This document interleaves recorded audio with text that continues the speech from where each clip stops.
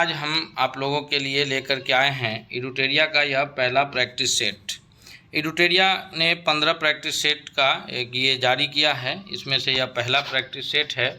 हम लोग एक एक प्रैक्टिस सेट को प्रैक्टिस करते चलेंगे तथा प्रैक्टिस करने के पश्चात आप लोग जो आंसर बनाएंगे तो उसका स्कोर आप लोग कमेंट बॉक्स में ज़रूर बताएंगे कि आप लोगों ने कितना स्कोर किया है। तो आइए बिना देर किए हुए हम लोग क्वेश्चन को शुरू करते हैं। हमारे स्क्रीन पर जो पहला सवाल है, एक बार आप लोग वीडियो को लाइक ज़रूर कीजिएगा तथा अगर चैनल पर नए हैं तो सब्सक्राइब भी कर लीजिएगा। हमारे स्क्रीन पर जो पहला सवाल है कि मानव के उपयोग में, जो हमारा पहला क्वेश्चन है, मानव उपयोग में लाई गई पहली धातु कौन सी थी। यानी मानव सभ्यता का जब विकास हुआ तो उस वक्त मानव के द्वारा पहली कौन सी धातु को उपयोग में लाई गई थी। लोहा को, टीन को, कांसा को यानी ब्रोंज, या फिर तांबा को। तो उस वक्त मानव के द्वारा जो पहली धातु उपयोग में लाई गई वह धातु थी तांबा। अर्थात इस प्रश्न का जो करेक्ट आंसर होगा वो होगा ऑप्शन नंबर डी। अब हम लोग बढ़ते हैं क्वेश्चन दूसरा नंबर क्वेश्चन की तरफ कि आर्यों का मुख्य पेशा क्या था। आर्य जो मध्य एशिया से भारत में आए और यहीं बस गए, तो उन लोगों ने अपना पेशा कौन सा इख्तियार किया। तो आर्यों का जो मुख्य पेशा था वो कृषि था, पशुपालन था, व्यापार था या शिल्पकर्म था। तो आर्यों का जो मुख्य पेशा था उस वक्त वो था पशुपालन। अर्थात इस प्रश्न का जो सबसे करेक्ट आंसर होगा वो ऑप्शन नंबर बी होगा। अब तीसरा सबसे महत्वपूर्ण प्रश्न है हमारे स्क्रीन पर कि मौर्य राजवंश की स्थापना किसने की थी। ऑप्शन जो है वो है बिंबिसार, चंद्रगुप्त मौर्य, सम्राट अशोक और फिर कौटिल्य। आप लोग अपना आंसर कमेंट करके बता सकते हैं। वैसे सभी प्रश्नों को हल करने के पश्चात आप लोग एक बार ज़रूर कमेंट बताइएगा कि कितने प्रश्न आप लोगों ने स्कोर किए हैं। तो मौर्य वंश की जो स्थापना का जो संस्थापक है, स्थापना किए हैं, वो चंद्रगुप्त मौर्य किए हैं। यानी ऑप्शन नंबर बी सही होगा। लेकिन ऑप्शन जो डी है कौटिल्य है। तो चंद्रगुप्त मौर्य ने जो मौर्य वंश की स्थापना किए थे वो कौटिल्य की मदद से किए थे और कौटिल्य को अपना प्रधानमंत्री नियुक्त किए थे। अर्थात इस प्रश्न का जो सबसे सही उत्तर है वो चंद्रगुप्त मौर्य है, लेकिन कौटिल्य जो है उनकी सहायता से ये चंद्रगुप्त मौर्य ने मौर्य वंश की स्थापना किए थे। अब हम लोग बढ़ते हैं अगले प्रश्न की ओर, चौथा 5वां नंबर प्रश्न। तो चौथा नंबर प्रश्न है हमारे स्क्रीन पर कि सातवाहनों की राजकीय भाषा कौन सी थी। यानी सातवाहनों की जो राजकीय भाषा है वह पाली भाषा है या फिर प्राकृत भाषा है या संस्कृत भाषा है या अपभ्रंश भाषा है। तो सातवाहनों की जो भाषा है, सातवाहनों की जो भाषा रही है वो पाली भाषा नहीं बल्कि प्राकृत भाषा रही है। अर्थात इस प्रश्न का जो सबसे करेक्ट आंसर होगा वो ऑप्शन नंबर बी होगा। क्वेश्चन नंबर 5वां है कि भारत का नेपोलियन किसे कहा जाता है। तो नेपोलियन जो फ्रांस की क्रांति के समय जो है राष्ट्रवाद के लिए जाना गया, तो भारत का नेपोलियन के रूप में चंद्रगुप्त प्रथम को जाना जाता है या चंद्रगुप्त द्वितीय को जाना जाता है या समुद्रगुप्त को या फिर कुमारगुप्त प्रथम को जाना जाता है। तो भारत का जो नेपोलियन के रूप में जाना जाता है क्योंकि इन्होंने अपने विजय अभियान के दौरान जो है ये बहुत अधिक विजय प्राप्त किए थे जगहों पर, तो इसलिए इनको भारत का नेपोलियन कहा जाता है। तो यह प्रश्न का जो सबसे सही उत्तर होगा वो ऑप्शन नंबर सी होगा। हम लोग बढ़ते हैं अगले प्रश्न की ओर कि लीलावती नामक ग्रंथ की रचना किसने की थी। लीलावती नामक गणित की रचना जो है यह एक लीलावती जो है यह गणित की और खगोल शास्त्र के संबंध में एक ग्रंथ है, समझिए एक किताब है। इसकी जो रचना किए हैं वो कौन किए हैं, ये किए हैं भास्कर द्वितीय। अर्थात इस प्रश्न का जो सबसे सही उत्तर होगा वो ऑप्शन नंबर ए होगा। अगला प्रश्न है हमारे स्क्रीन पर, क्वेश्चन नंबर 7वां है जो कि दिल्ली सल्तनत से रिलेटेड है। दिल्ली सल्तनत का जो काल रहा है वो 1200 ईस्वी से लेकर के 1526 ईस्वी तक का कार्यकाल रहा है उन लोगों का। उसमें अलग अलग वंश, गुलाम वंश, खिलजी वंश, तुगलक वंश और लोदी वंश का शासन रहा है। तो उसमें से पूछा ये जा रहा है कि दिल्ली सल्तनत में कौन से शासक ने या कौन से सुल्तान ने रक्त एवं लौह की नीति अपनाया था। तो रक्त एवं लौह की नीति अपनाने वाला जो शासक है उसका नाम है बलवन। अर्थात इस प्रश्न का जो सबसे सही उत्तर होगा वो ऑप्शन नंबर बी होगा। अब हम लोग बढ़ते हैं अगले प्रश्न की ओर। 8वां नंबर प्रश्न है हमारे स्क्रीन पर। क्वेश्चन नंबर 8 क्या कह रहा है कि मोहम्मद बिन तुगलक द्वारा किस धातु में सांकेतिक मुद्रा चलाने का निर्णय लिया गया था, यानी एमबीटी मोहम्मद बिन तुगलक ने जो सांकेतिक मुद्रा का प्रचलन किया था वो कौन सी धातु में था? कांसा, तांबा, सोना, चांदी। तो मोहम्मद बिन तुगलक के द्वारा जो धातु के सिक्के चलाए गए थे, सांकेतिक मुद्रा चलाया गया था, वो पीतल के टंके का था, अर्थात यानी हम लोग ये कह सकते हैं तांबे का जो है वो उसमें इस्तेमाल किया गया था। ऑप्शन नंबर बी करेक्ट होगा। फरीद खां को शेर खां की उपाधि किसने दिया था? 9वां नंबर प्रश्न है। तो फरीद खां, जिसको शेर शाह सूरी के नाम से भी जाना जाता है, जो हुमायूं को हरा करके दिल्ली सल्तनत, हुमायूं यानी मुग़ल बादशाह के जो ये थे, बाबर के पुत्र हुमायूं को हरा करके दिल्ली में सूरी वंश की स्थापना किए थे। तो फरीद खां को जो शेर खां, क्योंकि बचपन में उन्होंने शेर को मार दिया था, शेर खां की उपाधि जो देने का कार्य किए हैं, उनको जो खिताब दिया गया है वो दिए हैं बहार खान लोहानी ने, अर्थात बी इसका करेक्ट आंसर होगा। अब है 10वां नंबर प्रश्न की अंग्रेजों ने दक्षिण भारत में 1611 में अपनी पहली फैक्ट्री कहाँ स्थापित की? मद्रास, कोचीन, मसूलीपट्टनम और फिर बम्बई। तो जो अंग्रेज़ों के द्वारा अपनी पहला कारखाना 1611 में स्थापित किया गया था वो था मसूलीपट्टनम में, अर्थात इस प्रश्न का जो सही उत्तर होगा वो ऑप्शन नंबर सी होगा। अब हम लोग बढ़ते हैं अगले प्रश्न की ओर। 11वां नंबर प्रश्न है हमारे स्क्रीन पर कि लॉर्ड डलहौजी ने जो कुशासन का आरोप लगा करके विजय ये कर लिया था, राज्यों को हड़प लिया था 1856 ईस्वी में। तो वह कौन से राज्य को कुशासन का आरोप लगाकर हड़पा था? यानी उसके ये कौन थे, नवाब कौन थे? शुजाउद्दौला थे, सफदरजंग, वाजिद अली या आसफुद्दौला। तो जो इसका आरोप लगा करके इन्होंने ये किया था वो नवाब थे वाजिद अली, अर्थात ऑप्शन नंबर सी इसका करेक्ट आंसर होगा। अगला प्रश्न है कि रैयतवाड़ी व्यवस्था के जनक कौन थे? रैयतवाड़ी व्यवस्था जो बिहार उस वक्त बंगाल और संयुक्त प्रांत बिहार में लगा था, तो रैयतवाड़ी व्यवस्था जो के जनक कौन माने जाते हैं? मार्टिन बर्ड है, बुकनन है, हेक्टर मुनरो एवं रीड है और एल्क्सटिन है। तो रैयतवाड़ी व्यवस्था जो कि कर वसूलने की व्यवस्था थी, रैयतवाड़ी व्यवस्था के जो जनक माने जाते हैं वो मुनरो एवं रीड को माना जाता है, अर्थात इस प्रश्न का जो सबसे सही उत्तर होगा 12वां नंबर क्वेश्चन का वो ऑप्शन नंबर सी होगा। अगला क्वेश्चन है कि 10 मई 1857 को विद्रोह आरंभ कहाँ से हुआ था? तो 10 मई 1857 का जो विद्रोह शुरू हुआ था, सबसे पहले जो 1857 का विद्रोह शुरू हुआ वो तो बैरकपुर छावनी में मंगल पांडे के द्वारा शुरू किया गया, लेकिन 10 मई 1857 को जो विद्रोह शुरू हुआ है वो मेरठ छावनी से शुरू हुआ है, अर्थात इस प्रश्न का जो सबसे करेक्ट आंसर होगा वो बी होगा।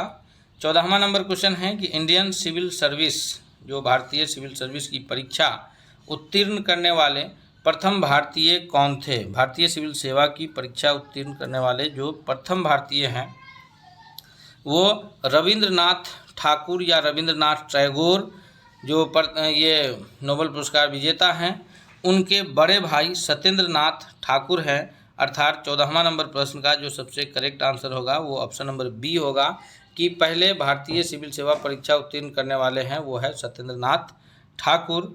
अगला प्रश्न है कि चंपारण सत्याग्रह किस वर्ष हुआ था? हम सभी जानते हैं क्योंकि गांधी जी का यह पहला आंदोलन था और गांधी जी ने अपना आंदोलन यहीं से शुरू किया था। गांधी जी द्वारा यह आंदोलन शुरू किया गया और यह गांधी जी का पहला आंदोलन के रूप में जाना जाता है चंपारण सत्याग्रह, जो कि 1917 में बिहार के चंपारण जिले से शुरू हुआ था। तो इस प्रश्न का जो सबसे करेक्ट आंसर होगा वो भी ऑप्शन नंबर बी होगा।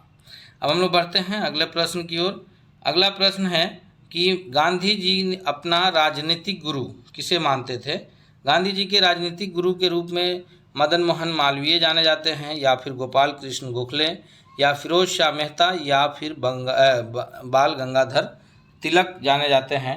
तो गांधी जी के जो राजनीतिक गुरु के रूप में जाने जाते हैं वो जाने जाते हैं गोपाल कृष्ण गोखले, अर्थात इस प्रश्न का जो सबसे सही उत्तर होगा वो भी ऑप्शन नंबर बी ही सही होगा। अब हम लोग बढ़ते हैं अगले प्रश्न की ओर, यानी 17वां नंबर प्रश्न है कि चौरा चौरी कांड कब हुआ था? तो चौरा चौरी कांड जो हुआ था जिसमें उत्तर प्रदेश के गोरखपुर जिले में चौरा चौरी कांड हुआ था। 22 पुलिसकर्मियों को थाने को जला करके मार दिया था क्रांतिकारियों ने। तो इससे क्षुब्ध होकर के गांधी जी ने जो है वो असहयोग आंदोलन को वापस ले लिया था। तो यह जो कांड हुआ है चौरा चौरी कांड, यह 4 फरवरी 1922 को हुआ है, अर्थात इसका भी ऑप्शन नंबर बी सबसे करेक्ट आंसर होगा। क्वेश्चन नंबर 18वां है हमारे स्क्रीन पर कि भारतीय राष्ट्रीय कांग्रेस की स्थापना के समय भारत का वायसराय कौन था। भारतीय राष्ट्रीय कांग्रेस की जो स्थापना हुई है वो 28 दिसंबर 1885 ईस्वी को मुंबई के गोकुलदास तेजपाल कॉलेज में हुआ। और जो उस वक्त ये थे संस्थापक महोदय हैं वो एओ ह्यूम हैं, यानी एलन ऑक्टेवियन ह्यूम के नाम से जाना जाता है, तथा उसके जो अध्यक्ष हैं, प्रथम अध्यक्ष 1885 में जो स्थापना हुआ वो WC बनर्जी यानी व्योमेश चंद्र बनर्जी हैं। और जो उसके समय भारत में वायसराय थे वो लॉर्ड डफरिन थे, अर्थात इस प्रश्न का जो सबसे करेक्ट आंसर होगा वो ऑप्शन नंबर डी होगा। लॉर्ड डफरिन के समय में भारत में भारतीय राष्ट्रीय कांग्रेस की स्थापना हुई थी। अगला प्रश्न है कि इंडियन एसोसिएशन के संस्थापक कौन थे। इंडियन एसोसिएशन के जो संस्थापक हैं वो दादा भाई नौरोजी हैं, सुरेंद्र नाथ बनर्जी, एलन ऑक्टेवियन ह्यूम यानी एओ ह्यूम, या फिर सत्येंद्र नाथ टैगोर या फिर उन्हें हम सत्येंद्र नाथ ठाकुर के नाम से जानते हैं। तो जो इंडियन एसोसिएशन के संस्थापक है वो कौन है, वो सुरेंद्र नाथ बनर्जी है, अर्थात ऑप्शन नंबर बी इसका सबसे करेक्ट होगा। अब हम लोग बढ़ते हैं 20वां नंबर प्रश्न की ओर कि बंगाल में ब्रिटिश वस्तुओं के बहिष्कार का जो सुझाव है यह सर्वप्रथम किसने दिया था। अरविंद घोष ने, कृष्ण कुमार मित्र ने, या फिर मोतीलाल घोष या सतीश चंद्र मुखर्जी ने। तो बंगाल में जो ब्रिटिश वस्तुओं का बहिष्कार का जो ये दिया था वो कौन दिए थे, वो दिए थे कृष्ण कुमार मित्र, अर्थात ऑप्शन नंबर बी इसका करेक्ट आंसर होगा। अब हम लोग बढ़ते हैं अगले प्रश्न की ओर, यानी 21वां नंबर प्रश्न है हमारे स्क्रीन पर। 21वां नंबर प्रश्न क्या कह रहा है कि अखिल भारतीय मुस्लिम लीग की स्थापना किस वर्ष किया गया। तो 1905 में होता है बंगाल विभाजन की घटना, और उसके पश्चात जो है वो मुस्लिम लीग की स्थापना की जाती है ढाका में, जो पूर्वी बंगाल की राजधानी ढाका थी वहाँ। तो इसके जो स्थापना है और कब किया गया है, यह 30 दिसंबर 1906 ईस्वी को किया गया है। तो इस प्रश्न का जो सबसे करेक्ट आंसर है वो ए है। और इसके जो प्रथम अध्यक्ष थे वो थे वकारुल मुल्क। ये वकारुल मुल्क जो है इसके प्रथम अध्यक्ष हुए हैं। अगला प्रश्न है 22वां नंबर क्वेश्चन कि निम्नलिखित में से किसने मित्र मेला संघ की शुरुआत किया था। निम्नलिखित में से किसने जो है वो 22वां नंबर क्वेश्चन का जो सही उत्तर क्या होगा, श्यामजी कृष्ण वर्मा, विनायक दामोदर सावरकर, BD सावरकर जिन्हें कहते हैं, या फिर सोहन सिंह भाकना या सूर्य सेन ने। तो जो मित्र मेला संघ की जो शुरुआत है वो विनायक दामोदर सावरकर के द्वारा किया गया है, अर्थात इस प्रश्न का जो सबसे सही उत्तर होगा वो ऑप्शन नंबर बी होगा। अगला है कि एक वर्ष में स्वराज का नारा गांधी जी किस आंदोलन में दिए थे, यानी गांधी जी कब कहे थे कि हम अगले एक साल में स्वतंत्रता प्राप्त कर लेंगे। ये असहयोग आंदोलन के दौरान, नमक सत्याग्रह के दौरान, या भारत छोड़ो आंदोलन के दौरान, या फिर खिलाफत आंदोलन के दौरान। तो गांधी जी ने जो असहयोग आंदोलन और खिलाफत आंदोलन दोनों एक ही समय में हुआ है। तो गांधी जी द्वारा जो है एक वर्ष में आज़ादी प्राप्त, स्वराज प्राप्त करने का जो नारा दिया गया था वो असहयोग आंदोलन के दौरान दिया गया था, अर्थात इस प्रश्न का जो सबसे करेक्ट आंसर है वो ऑप्शन नंबर ए है। आगे है कि भारत के विभाजन के समय कांग्रेस अध्यक्ष कौन थे। ध्यान रखिएगा ये प्रश्न जो है घुमा करके भी पूछ सकता है, क्योंकि भारत का विभाजन और भारत की स्वतंत्रता दोनों एक ही समय में प्राप्त हुई है। तो यहाँ अगर भारत के विभाजन के समय कांग्रेस का अध्यक्ष दिया है, और अगर क्वेश्चन में जो मेन एग्जाम में क्वेश्चन आए उसमें ये पूछ दे कि भारत के स्वतंत्रता के समय जो है वो कांग्रेस के अध्यक्ष कौन थे, तो कंफ्यूज नहीं होना है। भारत के विभाजन के समय या स्वतंत्रता के समय जो कांग्रेस के अध्यक्ष थे वो JB कृपलानी थे, अर्थात ऑप्शन नंबर बी जो है वो सबसे करेक्ट आंसर होगा। अब हम लोग बढ़ते हैं अगले प्रश्न की ओर। 25वां नंबर प्रश्न है हमारे स्क्रीन पर कि 1946 में आए कैबिनेट मिशन का नेतृत्व कौन कर रहे थे। सर पैथिक लॉरेंस कर रहे थे, लॉर्ड लिनलिथगो, लॉर्ड वेवेल, या फिर जॉन साइमन कर रहे थे। तो जो आए थे 1946 ईस्वी में कैबिनेट मिशन जो भारत आया, तो उस वक्त जो है इनका नेतृत्व कर रहे थे कौन? उस वक्त इसका जो नेतृत्व कर रहे थे वो कर रहे थे सर पैथिक लॉरेंस कर रहे थे। अर्थात 25वां नंबर प्रश्न का जो करेक्ट आंसर है वो ऑप्शन नंबर ए है। आगे है कि भारत छोड़ो आंदोलन का प्रस्ताव पारित होने के बाद गांधी जी को गिरफ्तार करके कहाँ रखा गया था? अहमदनगर के किले में, यरवदा जेल में, नैनी जेल में या फिर आगा खां पैलेस में? तो जो ये भारत छोड़ो आंदोलन जो शुरू हुआ, तो उसके अगले ही दिन सुबह में 9 अगस्त 1942 को गांधी जी को गिरफ्तार कर लिया गया था। और गांधी जी को भारत छोड़ो आंदोलन के अगले दिन सुबह जो है वो गिरफ्तार करके कहाँ रख दिया गया? वो रखा गया था आगा खां पैलेस में। अर्थात 26वां नंबर प्रश्न का जो सबसे करेक्ट आंसर है वो ऑप्शन नंबर डी है। अगला है कि गांधी जी द्वारा जो व्यक्तिगत सत्याग्रह शुरू हुआ था, तो गांधी जी द्वारा व्यक्तिगत सत्याग्रह के तहत प्रथम सत्याग्रही किसे चुना गया था? जवाहरलाल नेहरू को, अनुग्रह नारायण सिंह को, सरदार पटेल को या फिर विनोबा भावे को? तो ये जो गांधी जी के द्वारा जो है ये शुरू किया गया था व्यक्तिगत सत्याग्रह, तो प्रथम व्यक्तिगत सत्याग्रह जो सत्याग्रही जो थे वो आचार्य विनोबा भावे थे।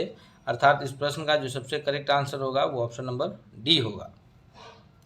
अगला प्रश्न है कि मुस्लिम लीग के द्वारा किस वर्ष पाकिस्तान की स्थापना के संबंधी प्रस्ताव पेश किया गया था? यानी कब जो है वो मुस्लिम लीग ने एक अलग राष्ट्र पाकिस्तान की मांग रखी थी? तो मुस्लिम लीग के द्वारा जो अलग राष्ट्र पाकिस्तान की मांग पहली बार रखी गई वह 1940 ईस्वी में रखी गई थी। अर्थात इस प्रश्न का जो सबसे करेक्ट आंसर होगा वो ऑप्शन नंबर सी होगा। ऑप्शन नंबर सी इसका सबसे करेक्ट आंसर होगा। अब हम लोग बढ़ते हैं अगले प्रश्न की ओर। अगला क्वेश्चन है हमारे स्क्रीन पर कि निम्नलिखित में से किसने सांप्रदायिक अधिनियम घोषणा किया? यानी सांप्रदायिक पंचाट जो 1932 में भारत आया था, तो इसको घोषणा करने वाले कौन थे? लॉर्ड इरविन थे, विंस्टन चर्चिल थे या रैमजे मैकडोनाल्ड थे या फिर चेम्बरलेन थे? तो सांप्रदायिक पंचाट जो 1932 में भारत आया था, इसकी घोषणा जो करने वाले हैं वो ब्रिटिश प्रधानमंत्री रैमजे मैकडोनाल्ड हैं। अर्थात इस प्रश्न का 29वां नंबर क्वेश्चन का जो सबसे करेक्ट आंसर है वो ऑप्शन नंबर सी है। अगला है कि 1928 में नेहरू रिपोर्ट किसने तैयार की थी? तो 1928 का जो नेहरू रिपोर्ट तैयार किया गया था वो जवाहरलाल नेहरू यानी जेएल नेहरू के द्वारा किया गया था। एमएल नेहरू यानी मोतीलाल नेहरू जो कि जवाहरलाल नेहरू के पिता हैं, या फिर मोहम्मद अली जिन्ना या तेज बहादुर सप्रू? तो 1928 में जो नेहरू रिपोर्ट तैयार किया गया था, नेहरू रिपोर्ट तैयार करने वाले जो भारतीय हैं वो हैं एमएल नेहरू यानी मोतीलाल नेहरू। अर्थात इस प्रश्न का जो करेक्ट आंसर होगा वो ऑप्शन नंबर बी है। अगला प्रश्न है हमारे स्क्रीन पर 31वां नंबर क्वेश्चन कि वर्ष 1919 में भारतीय खिलाफत सम्मेलन का अध्यक्ष किसे चुना गया? यानी जब खिलाफत आंदोलन शुरू हुआ, जो कि तुर्की के खलीफा पद को ख़त्म किए जाने के विरुद्ध भारतीय मुस्लिमों के द्वारा यह आंदोलन शुरू किया गया था भारत में, खिलाफत आंदोलन। तो उस वक्त खिलाफत आंदोलन के सम्मेलन की अध्यक्षता मोहम्मद अली जिन्ना कर रहे थे, महात्मा गांधी, शौकत अली या फिर हकीम अजमल खां कर रहे थे। तो हम सभी जानते हैं कि जो खिलाफत आंदोलन के लिए जो सम्मेलन हुआ था, खिलाफत सम्मेलन, उसकी अध्यक्षता स्वयं महात्मा गांधी जी कर रहे थे। यानी ऑप्शन नंबर बी सबसे करेक्ट आंसर होगा। अगले प्रश्न की ओर चलते हैं हम लोग। अगला प्रश्न है हमारे स्क्रीन पर कि निम्नलिखित में से कौन भारत का एकमात्र यहूदी वायसराय है? इसके अतिरिक्त जितने भी वायसराय भारत में आए हैं वो सभी ईसाई हैं। एकमात्र यहूदी वायसराय जो हैं वो लॉर्ड इरविन है, लॉर्ड कैनिंग है, लॉर्ड कर्जन है या फिर लॉर्ड रीडिंग है? तो एकमात्र यहूदी वायसराय जो हैं वो लॉर्ड रीडिंग है। अर्थात इस प्रश्न का जो सबसे करेक्ट आंसर है वो ऑप्शन नंबर डी है। अगला प्रश्न है हमारा कि 17वां प्रवासी भारतीय दिवस समारोह का आयोजन कहाँ किया गया? दिल्ली, भोपाल, इंदौर, जयपुर?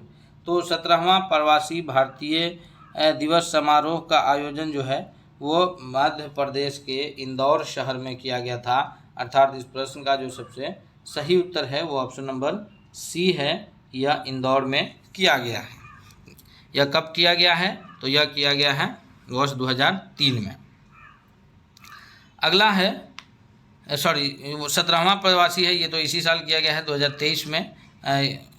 अगला है क्वेश्चन नंबर 34वां है कि भारत में पहले और विश्व के दूसरे फैक्ट्री, रिसर्च सेंटर और संग्रहालय का उद्घाटन किया गया था? कहाँ? भारत के पहले और विश्व के दूसरे इन फैक्ट्री, रिसर्च सेंटर का जो संग्रहालय का उद्घाटन आंध्र प्रदेश, राजस्थान या फिर उत्तर प्रदेश या मध्य प्रदेश, तो ये भी मध्य प्रदेश में ही किया गया है, अर्थात ऑप्शन नंबर डी इसका भी करेक्ट आंसर होगा।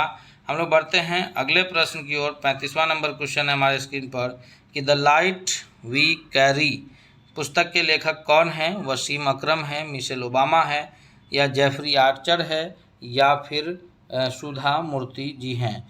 तो द लाइट वी कैरी के जो लेखक हैं वो मिशेल ओबामा हैं, अर्थात इस प्रश्न का जो सबसे करेक्ट आंसर है वो ऑप्शन नंबर बी है। अगला है हमारे स्क्रीन पर प्रश्न की शरद कमल अंचत को मेजर ध्यानचंद खेल रत्न पुरस्कार 2022 से सम्मानित किया गया। यह सम्मान उन्हें किस खेल के असाधारण उपलब्धि के लिए प्रदान किया गया था? तो शरद कमल अंचत को जो मेजर ध्यानचंद खेल रत्न पुरस्कार मिला है यह उनको जो टेबल टेनिस खेल के लिए मिला है, अर्थात इस प्रश्न का जो सबसे करेक्ट आंसर है वो ऑप्शन नंबर बी है। अगला है कि प्रधानमंत्री नरेंद्र मोदी जी द्वारा नवंबर 2022 को डोनी पोलो ग्रीन फील्ड हवाई अड्डे का उद्घाटन किया गया। डोनी पोलो ग्रीन फील्ड हवाई अड्डा जो है वो किस राज्य में इसका उद्घाटन हुआ? गोवा, त्रिपुरा, अरुणाचल प्रदेश या फिर असम? तो यह राज्य का उद्घाटन जो है भारत का सबसे पूर्वी बिंदु वाला राज्य अरुणाचल प्रदेश में हुआ, अर्थात इस प्रश्न का जो सबसे करेक्ट आंसर है वो ऑप्शन नंबर सी है। अगला है कि किस राज्य ने भारत उज्बेकिस्तान द्विवर्षीय सैन्य अभ्यास दस्तलिक 2023 का आयोजन किया है? भारत उज्बेकिस्तान द्विवर्षीय सैन्य अभ्यास का जो ये करने वाले राज्य हैं वह उत्तराखंड राज्य है, अर्थात इस प्रश्न का सबसे correct answer option number D है। मुख्यमंत्री आवासीय भूमि अधिकार योजना किस राज्य के द्वारा शुरू किया गया है? मुख्यमंत्री आवासीय भूमि अधिकार योजना की जो शुरुआत है वो शुरू करने वाले राज्य कौन से हैं? यह राज्य हैं राजस्थान, उत्तराखंड, छत्तीसगढ़ या फिर मध्य प्रदेश। तो ये राज्य जो शुरू करने वाले राज्य हैं यह मध्य प्रदेश है, और मध्य प्रदेश के वर्तमान मुख्यमंत्री कौन हैं? शिवराज सिंह चौहान, जिनके द्वारा यह शुरू किया गया है। अगला है कि मार्च 2023 में सरस्वती सम्मान 2023 से किसे सम्मानित किया गया है? शिव शंकरी को, ज्ञान चतुर्वेदी को, राम दरश मिश्र या फिर इनमें से कोई नहीं? तो इस प्रश्न का जो सबसे सही उत्तर होगा कि मार्च 2023 में जो सरस्वती सम्मान 2023 से सम्मानित किया गया है वो शिव शंकरी को किया गया है, अर्थात ऑप्शन नंबर ए करेक्ट है। अब हम लोग बढ़ते हैं अगले प्रश्न की ओर। 41वां नंबर क्वेश्चन है हमारे स्क्रीन पर कि किस ऑपरेशन के तहत भारत में भूकंप प्रभावित देश तुर्की और सीरिया की मानवीय सहायता किए हैं? तो अभी जो कुछ दिन पहले हाल ही में तुर्की में जो आया था भूकंप, तो तुर्की और सीरिया के भूकंप प्रभावित इलाकों में भारत ने जो मानवीय सहायता किया है वो किस ऑपरेशन के नाम से जाना गया है? तो वो ऑपरेशन दोस्त के नाम से जाना गया है, यानी इस प्रश्न का जो सबसे करेक्ट आंसर है वो ऑप्शन नंबर ए है। और फिर है 42वां प्रश्न कि भारत का पहला निजी रूप से विकसित रॉकेट का नाम क्या है? ध्रुव-1, विक्रम-एस, स्टारशिप, रुद्रम। तो हाल ही में कुछ दिन पहले जो है भारत का पहला निजी रूप से विकसित रॉकेट जो है ये किया गया। इस प्रश्न का जो सबसे करेक्ट आंसर है यह क्या है? यह है विक्रम-एस, यानी ऑप्शन नंबर बी सबसे करेक्ट आंसर है। तो अब हम लोग चलते हैं अगले प्रश्न की ओर। अगला प्रश्न है हमारे स्क्रीन पर क्वेश्चन नंबर जो 43 है। 43 नंबर प्रश्न क्या कह रहा है कि आइसोहेलाइन किनको जोड़ने वाली रेखाएं हैं? समान दाब या समान वर्षा। आइसोहेलाइन किसको जोड़ने वाली रेखाएं हैं? इस प्रश्न का जो सबसे करेक्ट आंसर होगा क्वेश्चन नंबर 43 का वह कौन सा होगा? तो ये जो है यह समान लवणता को जोड़ने वाली रेखा है, अर्थात इस प्रश्न का जो सबसे सही उत्तर है वो ऑप्शन नंबर डी है। अब हम लोग बढ़ते हैं अगले प्रश्न की ओर कि क्षुद्र ग्रह किन दो ग्रहों के बीच पाए जाते हैं? शुक्र और पृथ्वी, मंगल और बृहस्पति, अरुण और वरुण, पृथ्वी और मंगल। तो क्षुद्र ग्रह जो है वो अपनी कक्षाओं से निकल करके दूसरे की कक्षा में प्रवेश कर चलने लगते हैं। यह क्षुद्र ग्रह किन दो ग्रहों के बीच है? तो यह क्षुद्र ग्रह जो है यह पाया जाता है मंगल और बृहस्पति के बीच, अर्थात इस प्रश्न का जो करेक्ट आंसर है वो ऑप्शन नंबर बी है। अगला है कि फेडरेशन कप का संबंध किस खेल से है। फेडरेशन कप का जो संबंध है वह है फुटबॉल से, अर्थात इस प्रश्न का सबसे सही उत्तर ऑप्शन नंबर ए है।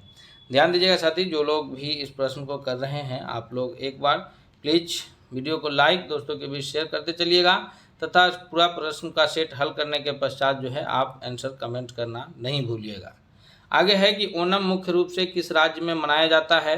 तो ओणम का जो त्यौहार है वो केरल में मनाया जाता है, और तमिलनाडु में पोंगल मनाया जाता है, केरल में ओणम है। ये सब कृषि के फसल उत्पादन से लेकर के जो है यह सब त्यौहार है। असम में बिहू है, पंजाब में बैसाखी है। ये सारे त्यौहार जो हैं ये फसल के उत्पादन से, कृषि उत्पादन को लेकर के है। तो ओणम जो है ये केरल राज्य में मनाया जाता है, पोंगल तमिलनाडु में। अगला प्रश्न है क्वेश्चन नंबर 47 है कि पड़ोसी देश भूटान के साथ कितने भारतीय राज्य की सीमा साझा करती है। पड़ोसी देश भूटान के साथ जो भारतीय राज्य की जो सीमा सटती है वह कौन कौन से राज्य हैं। अगर हम लोग जानें कि असम है, अरुणाचल प्रदेश, पश्चिम बंगाल और सिक्किम। तो कुल मिला के कितने हो गए, यह 4 राज्य हो गए जिनकी सीमाएं जो है वो भूटान के साथ सटती है, अर्थात option number B correct answer होगा। अगला है कि निम्नलिखित में से कौन ग्रीन हाउस गैस का उदाहरण नहीं है। हरित गृह जो गैस है, ग्रीन हाउस गैस है, जलवाष्प नहीं है, या CO2 नहीं है, या नाइट्रिक ऑक्साइड नहीं है, या फिर क्लोरोफ्लोरोकार्बन नहीं है। तो जो ग्रीन हाउस गैस का उदाहरण नहीं है वो नाइट्रिक ऑक्साइड है, यानी NO2 है। तो ये नहीं है, बाकी ये सारे जो है जलवाष्प, कार्बन डाइऑक्साइड और क्लोरोफ्लोरोकार्बन, ये उदाहरण हैं किसके, ग्रीन हाउस गैस के। 49वां नंबर प्रश्न है कि निम्नलिखित में से किस शहर को जापान का पीटर्सबर्ग कहा जाता है। अमेरिका, टोक्यो, यावाटा या फिर नागोयो। तो जो यवाटा है उसको जापान का पीटर्सबर्ग के रूप में कहा जाता है। तो इस प्रश्न का जो सबसे करेक्ट आंसर होगा वो है ऑप्शन नंबर सी। अगला प्रश्न है कि विश्व हिंदी दिवस कब मनाया जाता है। 14 नवंबर, 10 जनवरी, 21 सितंबर या फिर इनमें से कोई नहीं। तो विश्व हिंदी दिवस जो मनाया जाता है वो 10 जनवरी को मनाया जाता है, अर्थात ऑप्शन नंबर जो बी है वो सबसे करेक्ट आंसर है। अब हम लोग चलते हैं अगले प्रश्न की ओर। अगला प्रश्न है 51वां नंबर प्रश्न है। 51 नंबर प्रश्न क्या कह रहा है कि 51 नंबर प्रश्न जो कह रहा है कि स्वपोषी पादपों में भोजन के लिए आवश्यक है क्लोरोफिल की उपलब्धता, सूर्य, जल और कार्बन डाइऑक्साइड और सूर्य का प्रकाश। तो अगर हम लोग इस प्रश्न पर विशेष ध्यान दें तो जो स्वपोषी है यानी जो पौधे अपना भोजन स्वयं बनाते हैं तो उनकी पत्ती में क्लोरोफिल की आवश्यकता होती है, जल और कार्बन डाइऑक्साइड की जरूरत पड़ती है तथा सूर्य प्रकाश की भी आवश्यकता होती है, अर्थात इस प्रश्न का जो सबसे करेक्ट आंसर होगा वो ऑप्शन नंबर डी होगा। अगला है 52वां नंबर प्रश्न है कि इनमें से किसके द्वारा अमीबा भोजन ग्रहण करता है। परिवहन, केंद्रक, कूटपाद या भोजन रसधानी। तो हम सभी जानते हैं कि अमीबा जो कि एक कोशिकीय जीव है तो यह भोजन का जो ग्रहण करता है यह करता है कूटपाद के द्वारा, अर्थात ऑप्शन नंबर सी करेक्ट होगा। अगला है हमारे स्क्रीन पर क्वेश्चन कि उपयुक्त सूची में से श्वास अंग, जीव और श्वास अंग है उसको मिलाना है। तो मछली है, मछली श्वास किससे लेती है, गिल से, यानी मछली का तीसरा होगा, ए का 3 होगा। तिलचट्टा है, तिलचट्टा जो है वो श्वास लेता है वो अपने किससे लेता है, तिलचट्टा वो ट्रैकिया से लेता है, अर्थात ऑप्शन ए होगा। मेढक है, मेढक को श्वास लेने के लिए त्वचा है की आवश्यकता होती है, यानी ये 4 होगा। और लिजर्ड्स है जो कि फेफड़ा के द्वारा लेता है, यानी 1 का 3, 2 का 1, 3 का 4 और 4 का फिर 4 का 2 जो कि फेफड़ा है। तो इस अकॉर्डिंगली अगर हम लोग देखें तो जो ऑप्शन है वो कौन सा है, वो ऑप्शन नंबर बी है, 3 1 4 2 वाला, अर्थात जो सबसे सही उत्तर होगा वो बी ऑप्शन सही होगा। अगला है कि एक कोशिकीय शैवाल में जल परिवहन होता है प्रासरण द्वारा, विसरण द्वारा, चालनी नलिका द्वारा या जाइलम वाहिकाओं द्वारा। तो एक कोशिकीय जो शैवाल है उसमें जल का जो परिवहन होता है, यानी जल एक जगह से जो दूसरी जगह जाता है वह किसके द्वारा जाता है, तो जल का परिवहन जो है वह विसरण के द्वारा होता है, अर्थात ऑप्शन नंबर बी करेक्ट होगा।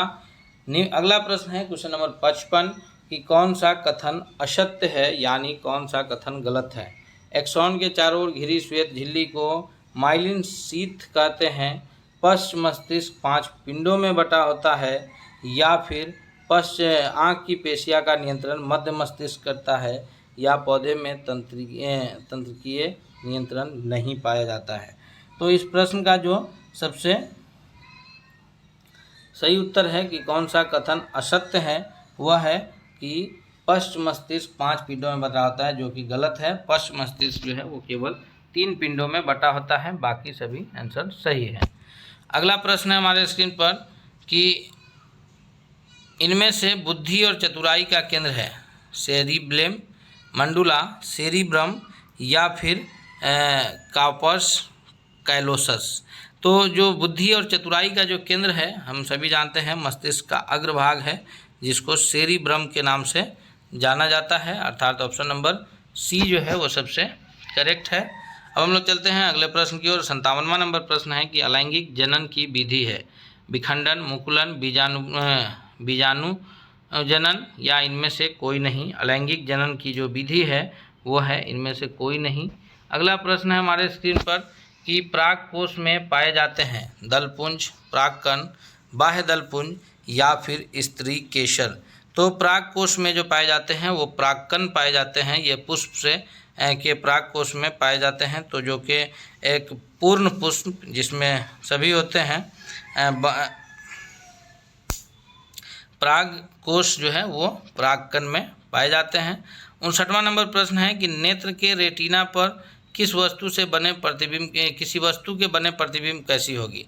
तो नेत्र के रेटिना पर जो किसी वस्तु का प्रतिबिंब बनता है वो हमेशा वास्तविक होता है, उल्टा होता है और वस्तु से आकार में छोटा होता है। दिमाग उसे बराबर करके देखता है। तो इसलिए 59वां नंबर क्वेश्चन का जो सबसे करेक्ट आंसर होगा वास्तविक, उल्टा और छोटा, यानी option number C correct answer होगा, सी नंबर ऑप्शन। अब हम बढ़ते हैं अगले प्रश्न की ओर। अगला प्रश्न है क्वेश्चन नंबर 60 की किसी तार में विद्युत धारा प्रवाहित है तब सर्वप्रथम गतिशील कण है। कौन से कण गतिशील होते हैं। तो जब किसी तार में विद्युत धारा प्रवाहित की जाती है जब किसी तार में विद्युत धारा जो है प्रवाहित की जाती है तो वो सर्वप्रथम जो गतिशील कण होते हैं वो इलेक्ट्रॉन, आयन, न्यूट्रॉन या प्रोटॉन है। तो किसी तार में विद्युत धारा प्रवाहित करने पर जो सबसे पहले कण गतिशील होते हैं वो इलेक्ट्रॉन होते हैं, क्योंकि इलेक्ट्रॉन के प्रवाह को विद्युत धारा भी बहुत जगह कहा जाता है। सौर पैनल बनाया जाता है अनेक सौर कुकरों को संयोजित करके, अनेक सौर सेल को संयोजित करके, या फिर सौर जल उष्मकों को संयोजित करके, या सौर केंद्रकों को संयोजित करके। तो सौर कुकर जो सौर पैनल जो बनाया जाता है वो अनेक सौर सेलों को संयोजित करके यानी जोड़ करके बनाया जाता है, अर्थात ऑप्शन नंबर बी सबसे करेक्ट आंसर है। अगला है 62 है कि मापन मुख्य रूप से एक प्रक्रिया है। मापन किसकी प्रक्रिया है। गणना करने की, बदलने की, तुलना करने की, अंतर स्पष्ट करने की। तो मापन जो प्रक्रिया है वो तुलना करने की प्रक्रिया है, यानी कि उसमें हम एक वस्तु से दूसरे वस्तु की तुलना करते हैं। चाहे लंबाई है तो उसके लिए एक फिक्स मात्रक है मीटर, जो कि इंची टेप बना होता है, या द्रव्यमान अगर मापते हैं तो उसके लिए फिक्स जो है वो किलोग्राम बना है। उसी से हम लोग तुलना करके ये करते हैं कि कौन सी वस्तु कितनी साइज की है। तो ऑप्शन नंबर सी इसका सही उत्तर होगा। अगला है कि किसी वस्तु द्वारा तय की गई दूरी समय के अनुक्रमानुपाती है।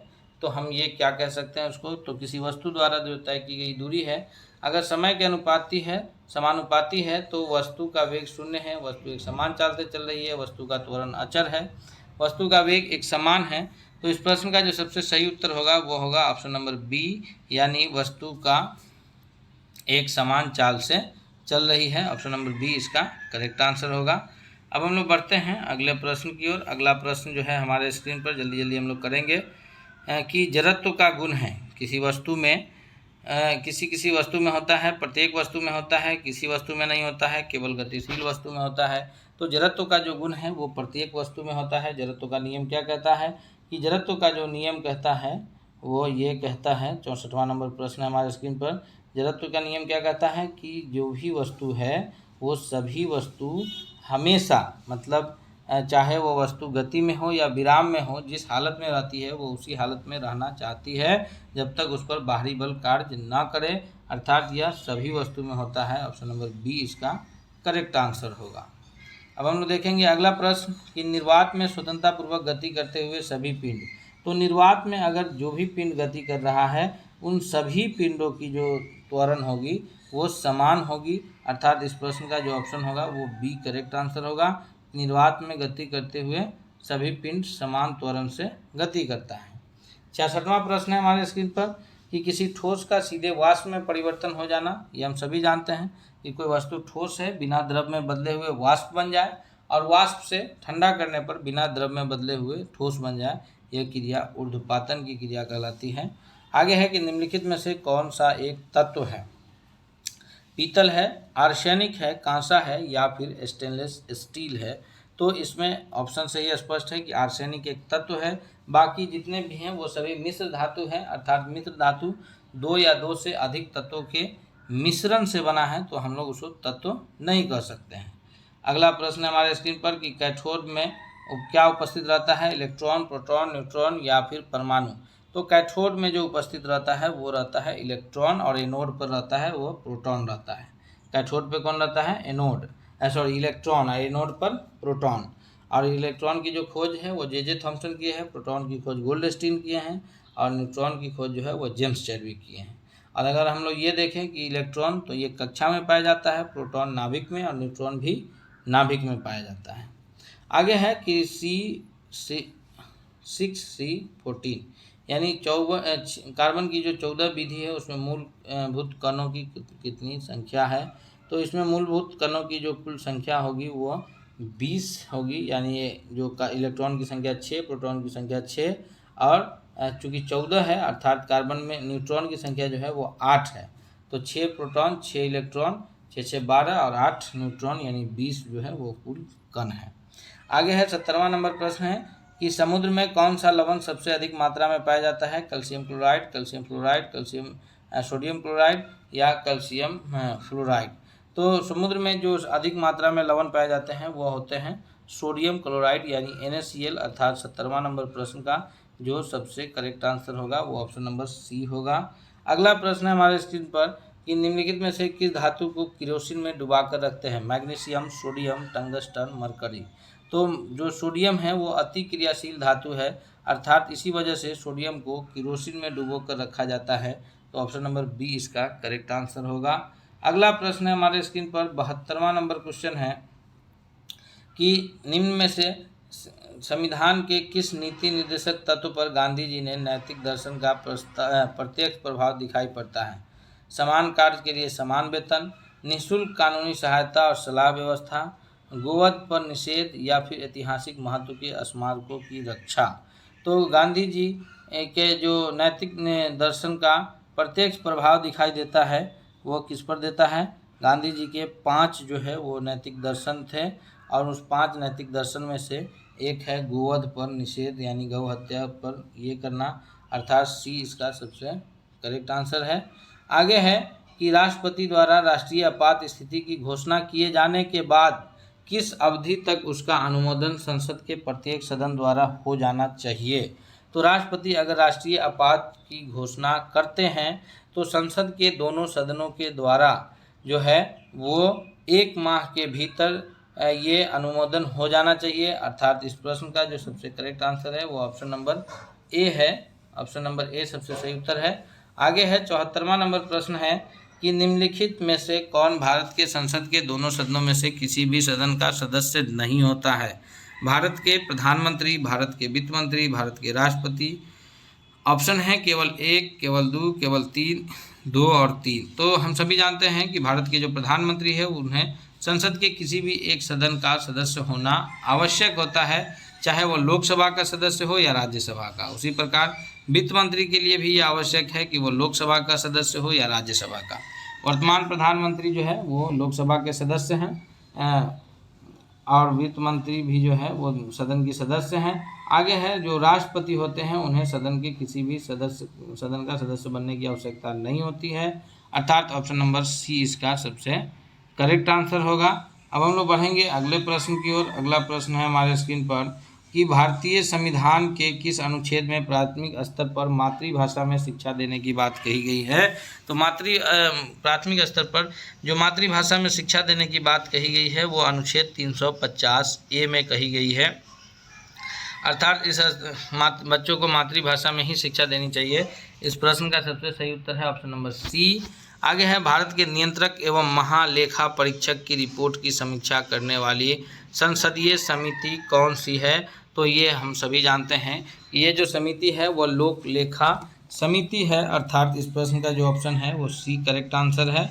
अगला क्वेश्चन है हमारे स्क्रीन पर, जो कि 77वां नंबर प्रश्न है कि भारतीय संविधान के किस संशोधन के तहत उच्च न्यायालय के न्यायाधीश की सेवानिवृत्ति की आयु 60 से 62 कर दी गई। उच्च न्यायालय के न्यायाधीश के जो सेवानिवृत्ति यानी रिटायरमेंट का एज है वो 60 से 62 किया गया है। यह 15वें संविधान संशोधन 1963 के द्वारा किया गया, यानी option number C correct answer है। अगला है कि चुनाव के दौरान राजनीतिक दलों के उम्मीदवार द्वारा अनुपालन किए जाने वाले आदर्श आचार संहिता है, कौन सा है। तो यह है उच्चतम न्यायालय द्वारा दिया गया आदेश, मान्यता प्राप्त राजनीतिक दलों के बीच स्वैच्छिक समझौता द्वारा सहमति, भारत के संविधान निर्धारित आरेख, या फिर लोक प्रतिनिधित्व अधिनियम 1951 में निर्देशित नियम। तो डी जो है वो सबसे करेक्ट आंसर होगा, यानी लोक प्रतिनिधित्व अधिनियम 1951 में निर्देशित नियम जो है यह चुनाव के दौरान राजनीतिक दलों के उम्मीदवारों के अनुपालन के लिए आदर्श आचार्य संहिता है। अब हम लोग बढ़ते हैं अगले प्रश्न की ओर। आप सभी जो लोग को कन्फ्यूजन होगा वो कमेंट करके बताएंगे, उनका कमेंट के जरिए जो है कन्फ्यूजन को दूर करने की कोशिश की जाएगी। 79 नंबर प्रश्न है कि निम्न में से कौन संघ सूची में शामिल विषय नहीं है। शामिल विषय जो संघ सूची में जिस पर कानून बनाने का अधिकार केवल केंद्र सरकार को है, टेलीफोन, डाक, रक्षा या फिर लोक स्वास्थ्य। तो इन तीनों जो है, टेलीफोन है जिसको टेलीकम्युनिकेशन के रूप में अब हम लोग जानते हैं, तो टेलीफोन व्यवस्था है या डाक व्यवस्था है या रक्षा व्यवस्था है, ये सभी भारत के लोक के जो है ये है संघ सूची में शामिल है। राज्य सूची में जो शामिल विषय है वो लोक स्वास्थ्य है, यानी डी ऑप्शन इसका करेक्ट होगा। अगला है कि सकल राष्ट्रीय उत्पाद घटाव मूल्यह्रास पर छूट बराबर क्या होगा।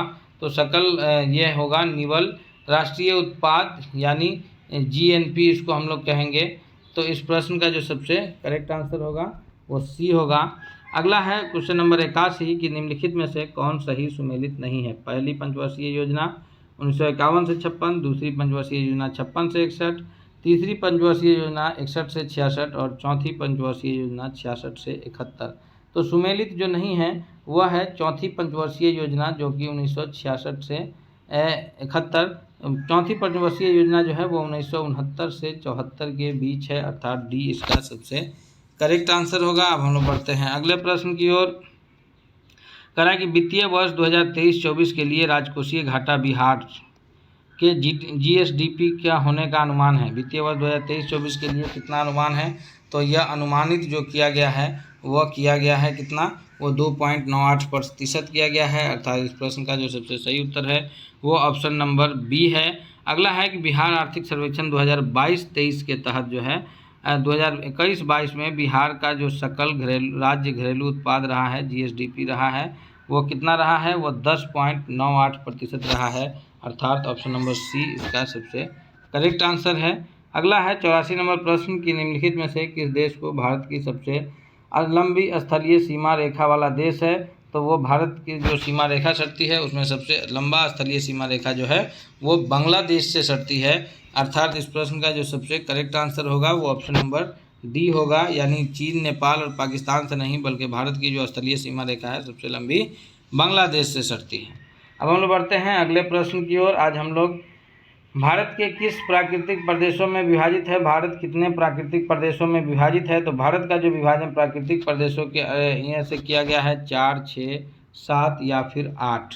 तो भारत का जो विभाजन है वो कितने प्राकृतिक प्रदेशों में किया गया है, यह जो विभाजन किया गया है यह किया गया है कितने प्राकृतिक प्रदेशों में।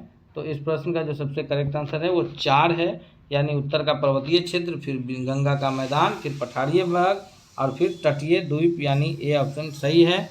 आगे है क्वेश्चन नंबर जो 86 है कि माउंट एवरेस्ट कहाँ है। तो हम सभी जानते हैं कि माउंट एवरेस्ट जिसे नेपाल में सागर माथा कहा जाता है वो नेपाल में स्थित है, अर्थात ऑप्शन नंबर जो डी है वो सबसे करेक्ट आंसर है। 87 नंबर प्रश्न है कि भारत की जनसंख्या के अनुसार तीसरा और क्षेत्रफल में 12वां राज्य कौन सा है। तो ये हम सभी जानते हैं कि जनसंख्या में तीसरा, क्षेत्रफल में 12वां, पहले 13वां हुआ करता था लेकिन जम्मू कश्मीर के विघटन के बाद अब 12वां, तथा जनसंख्या घनत्व में प्रथम राज्य जो है वो अपना राज्य बिहार है, यानी ऑप्शन नंबर डी सबसे करेक्ट आंसर होगा। कौन होगा? Option number D. अगला है कि समुद्र चक्रवाती तूफान तौकते किस सागर से उत्पन्न हुआ था।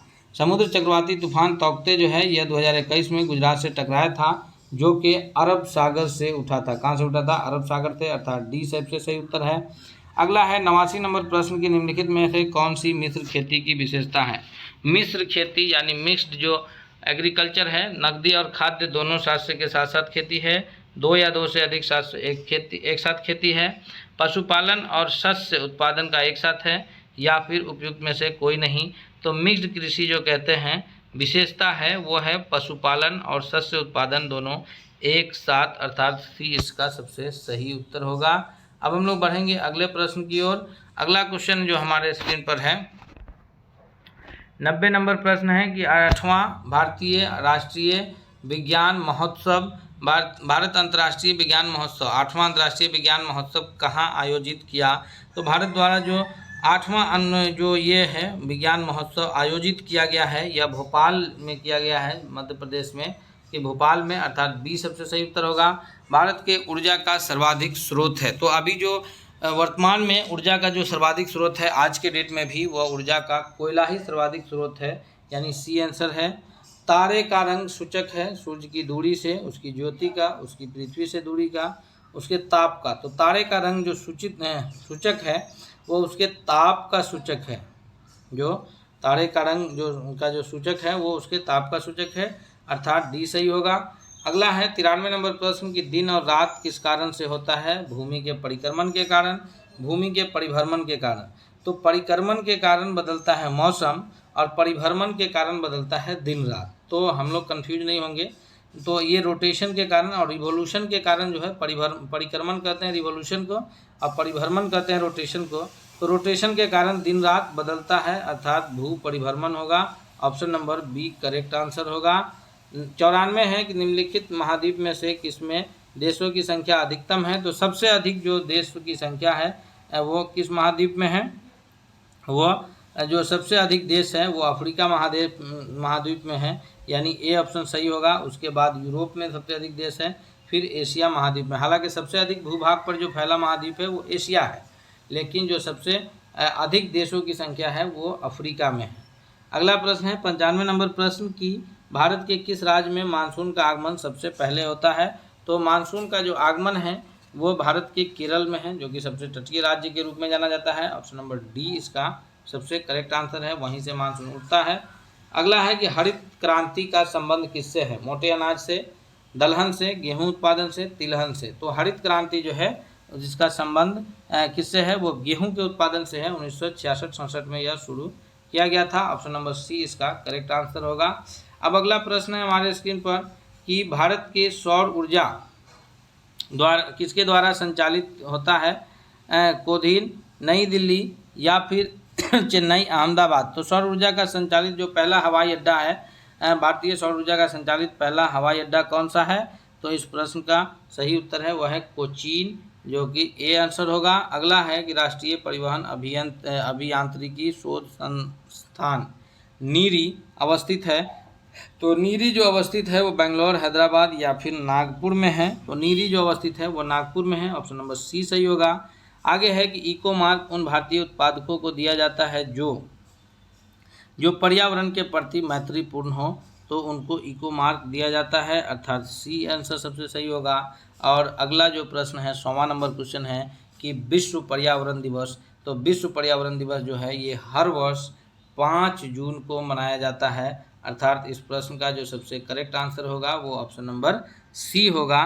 तो ये 100 प्रश्न हम लोग अभी किए हैं। अगला जो 20 प्रश्न है मैथ और रीजनिंग का, उसका हम लोग एक अलग वीडियो बना करके आप लोग के लिए अपलोड करेंगे। इसमें इडुटेरिया के 15 सेट का मैथ रीजनिंग के प्रश्न होंगे, अर्थात आज 100 प्रश्न का सेट है। इसमें आप लोग कमेंट करना नहीं भूलिएगा कि किसने कितना प्रश्न का स्कोर सही किया है। अब हम लोग मिलते हैं अगले सेट में, तब तक के लिए धन्यवाद। वीडियो को लाइक तथा दोस्तों के बीच शेयर अवश्य कीजिएगा।